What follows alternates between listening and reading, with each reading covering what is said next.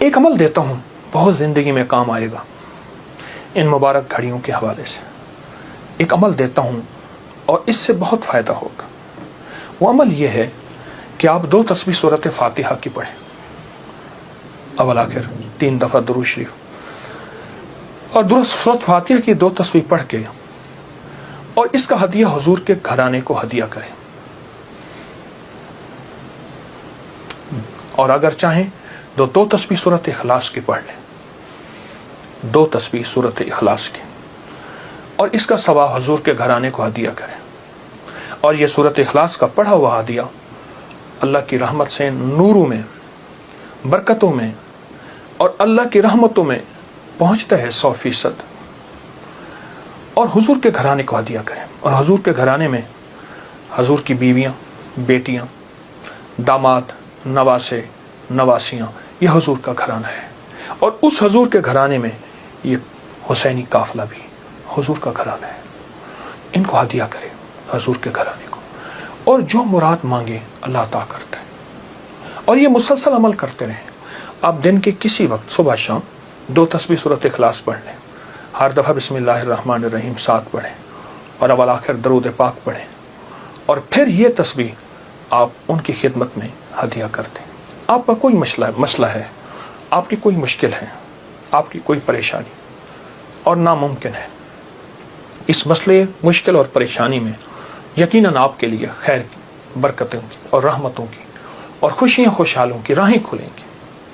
بے اولاد ہیں، بے گھر ہیں، بے در ہیں، درد مند ہیں، مریض ہیں، کوئی افاقہ نہیں ہو رہا، جادو، جنات، اثرات، بندشیں، ناکامیاں، مشکلات، راستے بند ہیں، کوئی زندگی کی مشکل ہے جہاں آپ کہتے ہیں کہ بس ہم ٹھہر گئے ہیں اور اس کا حل صرف موت ہے، اس کے علاوہ کوئی راستہ نہیں، تو آپ بہت زیادہ حیرت انگیز یہ وظیفہ اور بہت حیرت انگیز یہ تجربہ پائیں گے اور اس کی برکات پائیں گے. چند دن، چند ہفتے زندگی میں اس کو شامل کریں. میرا تو مشورہ تھا کہ ساری زندگی اس کو اپنی زندگی میں، ساری زندگی اس کو اپنی زندگی میں شامل کر لیں. ساری زندگی اس کو اپنی زندگی میں شامل کر لیں. آپ گمان نہیں کر سکتے کہ آپ کو اس کا نتیجہ، اس کا رزلٹ کیا ملے گا. گمان نہیں کر سکتے، آپ سوچ نہیں سکتے اس کی خیریں آپ کو کیا ملیں گے، اس کی برکتیں آپ کو کیا ملیں گی. میرے پاس اتنے تنگ دست اور پریشان لوگ آئے جو زندگی کی بازیاں ہار چکے تھے اور جو خدا نخواستہ خودکشی کا سوچتے تھے اور برے برے خیال آتے تھے. میں نے انہیں کہا کہ 2 تسبیح صبح، 2 تسبیح شام پڑھ لو. اگر صبح شام پڑھ لیں تاثیر بڑھ جائے گی. اور ہاں، ایک چیز اور بھی عرض کروں گا اس شہادت حسین کی نسبت سے، قافلہ حسینی کی برکات کی نسبت سے ایک چیز اور بھی عرض کروں گا. اگر یہی سارا دن پڑھتے رہیں، یعنی 2 تسبیح صبح شام پڑھ لیں اور سارا دن اس کے علاوہ کھلا پڑھتے رہیں، تو اس سے ایک فائدہ اور ہوگا، اور وہ فائدہ یہ ہوگا آپ کو، اور حیرت انگیز فائدہ ہوگا کہ آپ کی تاثیر زیادہ ہوگی، مسائل جلد حل ہوں گے، مشکلیں دور ہوں گی، پریشانیاں دور ہوں گی، اور آپ کو زندگی میں خیر کے موقع زیادہ ملیں گے، ترقیاں اور کامیابیاں بڑھ چڑھ کے ملیں گی. ان ہستیوں نے اللہ سے مانگنا سکھایا ہے، اللہ سے لینا سکھایا ہے، اور اللہ کے خزانے بھرے ہوئے ہیں. ان ہستیوں نے وہ زندگی کا سفر سکھایا ہے. عاشورہ کا ڈھل جانا، سغرا کا وہ مر جانا، اصغر تیرے سینے میں برچھی کا اتر جانا، یہ کہانیاں سچی ہیں. یہ سبق دے کے انہوں نے اللہ کے ساتھ جڑنا سکھایا ہے، اللہ کے ساتھ جڑنا سکھایا ہے. اور وہ ایک پیغام دے کر گئے ہیں کہ خیال کرنا، گردش ایام جو بھی آئے، عروج ہو یا زوال ہو، موسم موافق ہو یا نہ موافق ہو، زندگی کے سفر میں اللہ کو نہیں چھوڑنا، اور اس کے راستے نہیں چھوڑنے، اور اس کی سچی راہیں نہیں چھوڑنی، اور وہ سچی منزل نہیں چھوڑنی. روایات میں آتا ہے کہ جس دن واقعہ کربلا ہوا ہے اس دن 3 گھنٹے دعا مانگی حضرت امام حسین نے. 3 گھنٹے دعا مانگی. کس سے مانگی؟ کس سے مانگا؟ کس کو چاہا؟ مانگنا ہے، رونا ہے، گڑ گڑانا ہے. ایک نفل بتاتا ہوں، وہ بہت کمال نفل ہیں. یہ نفل پڑھنے ہیں 9 محرم کی شام کو، اور پھر پڑھنے ہیں 10 محرم کی شام کو۔ 9 محرم کی شام کو مغرب کے بعد رات تک جب آپ کو سہولت ہو، اور 10 محرم کی شام کو مغرب کے بعد رات تک جب آپ کو سہولت ہو۔ 2 رکعت نماز نفل، جس کی پہلی رکعت میں سورۃ الکافرون 11 دفعہ اور دوسری رکعت میں سورۃ اخلاص 11 بار، یہ آپ نے پڑھنا ہے۔ اور پھر اس کے بعد ایک لفظ پڑھنا ہے، یا شہید ہو، یا شہید ہو، یہ 313 بار پڑھنا ہے اور گڑ گڑا کے پڑھنا ہے۔ اور اب تک جتنے بھی شہید ہوئے اللہ کی محبت میں، انبیاء جتنے بھی شہید ہوئے، انبیاء شہید ہوئے، اور اہل البیت، اصحاب رسول، اور خاص طور پہ قافلہ حسین، ان کی شہادتوں اور اللہ کے ہاں ان کی مقبولیت، محبوبیت، اور اللہ کے ہاں ان کی مقبولیت کو سامنے رکھ کے اور اپنے مسائل کا تصور کرنا ہے۔ یہ نفل ان لوگوں کے لیے ہیں، یہ نفل ان لوگوں کے لیے ہیں جو کسی ایسی بیماری میں مبتلا ہیں جس کا تعلق خون سے ہے، دل سے ہے، جگر سے ہے، ان 3 چیزوں سے ہے۔ جگر کی بیماریوں میں سارا ہیپیٹائٹس آ جاتا ہے، سارا یرکان آ جاتا ہے، سارا خون کی کمی، خون کا بننا آ جاتا ہے، اور دل کی بیماریوں میں سارے وساوس، ساری ٹینشن، ساری انزائٹی، سارا اسٹریس، سارا ذہنی کھچاؤ، تناؤ، دباؤ، اور ساری نیند کی کمی، اور دل گھٹا رہنا، ہر وقت پریشان رہنا، یا پھر دل کی بیماریوں میں ہائی بلڈ پریشر ہے، اور پھر اس کے علاوہ دل کی اور بیماری ہیں کہ اسٹینٹ ڈلنے کی ضرورت ہے، بائی پاس کی ضرورت ہے، فلاں فلاں، یہ ساری دل کی بیماریاں۔ اور خون کی بیماریوں میں جلدی بیماریاں، سکن کی بیماریاں، خون گاڑھا ہے، کولیسٹرول ہے، یوریا ہے، اس میں یورک ایسڈ ہے، یہ میں سمجھتا ہوں کہ جسم کی بیماریاں ہی یہی ہیں جتنے میں نے تذکرے کیے ہیں۔ یا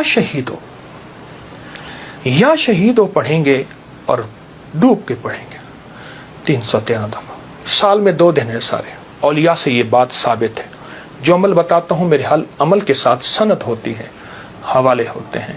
کوشش ہے، دعویٰ نہیں کرتا کہ میرے ہر عمل کے ساتھ سند ہو، ثبوت ہوں، حوالے ہوں، بغیر حوالوں کے نہیں۔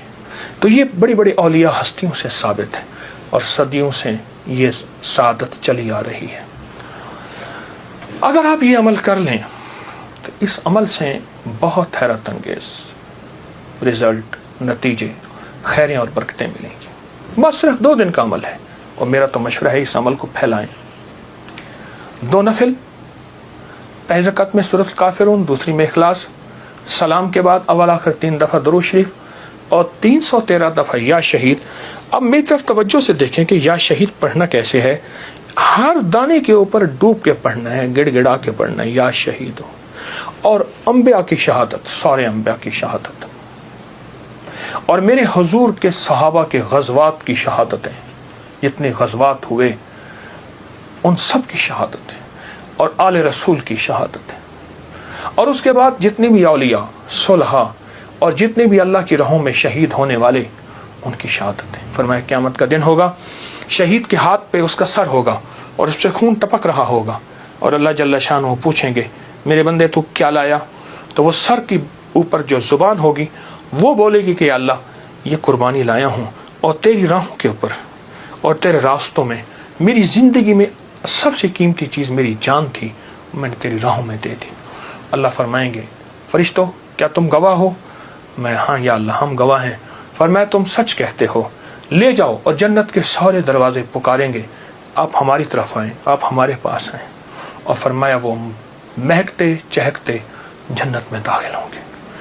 شہداء کی اللہ کے ہاں بہت قیمت ہے، شہداء کی قیمت ہے۔ تو آپ جب یہ عمل کریں گے، اس عمل کے ساتھ ایک حیرت انگیز برکتیں ان کی مل جائیں گی، سعادتیں مل جائیں گی۔ اور میں بعض شہداء ایسے ہیں جو قیامت کے دن اکیلے نہیں جائیں گے، وہ ساتھ لے کے جائیں گے۔ حاجی سفارش کرے گا، حدیث میں آتا ہے، مفہوم ہے۔ حافظ قرآن عامل بعامل سفارش کرے گا، آقا کا فرمان ہے صلی اللہ تعالی علیہ وسلم کا، اور شہید سفارش کرے گا، اور بھی بہت سے لوگ سفارش کریں گے۔ تو اس عمل کے کرنے والا شہداء کے ساتھ نسبتیں پاتا ہے۔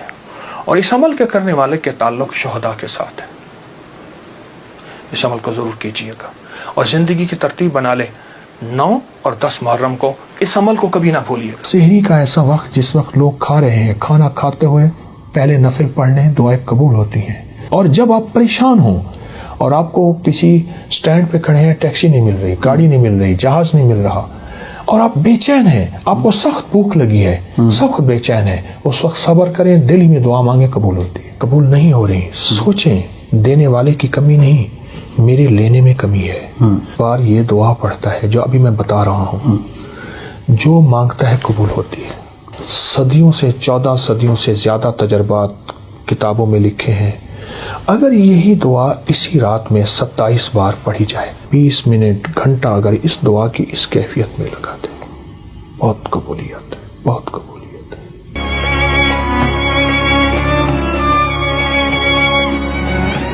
اذان کے بعد دعا قبول ہوتی ہے. اذان اور اقامت کے درمیان جو وقت ہے، اذان اور اقامت کے درمیان جو وقت ہے، یعنی اقامت سے مراد اذان ہوئی، جماعت کھڑی ہوئی، اس وقت جو دعاؤں کو قبول ہوتی ہے. اقامت جب ہو ہوتی ہے اور اس وقت قد قامت الصلاۃ، قد قامت الصلاۃ پڑھیں، دل ہی دل میں مانگیں، دعائیں قبول ہوتی ہیں. فرض نماز کے بعد دعا قبول ہوتی ہے. سحری کا ایسا وقت جس وقت لوگ کھا رہے ہیں، کھانا کھاتے ہوئے پہلے نفل پڑھنے دعائیں قبول ہوتی ہیں. اور افطاری کے وقت ایک دعاؤں قبول ہوتی ہیں، لیکن عمل بھی بتاؤں گا. سورۃ مائدہ کی ایک آیت ہے، اللہم ربنا انزل علینا مائدۃ من السماء تکون لنا عیدا لاولنا وآخرنا وآیۃ منک وارزقنا وانت خیر الرازقین. جو یہ آیت 11 دفعہ پڑھے گا دعائیں قبول ہوں گی. سبحان اللہ. والدین کی دعائیں قبول ہوتی ہیں، کسی مضطر بے چین کی دعا قبول ہوتی ہے.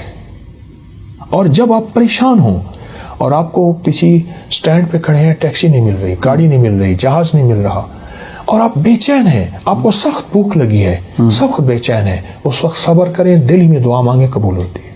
کیونکہ مضطر بے چین کی دعا قبول ہوتی ہے. سبحان اللہ. اور آپ اگر سمجھتے ہیں کہ ہماری دعائیں قبول نہیں ہو رہی، سوچیں دینے والے کی کمی نہیں، میرے لینے میں کمی ہے. میری کہاں کمی ہے؟ کوئی ایسا گناہ ہے جو میں نہیں چھوڑ رہا، جس کی نحوست مجھے دعاؤں کے سامنے آ کے کھڑی ہو جاتی ہے.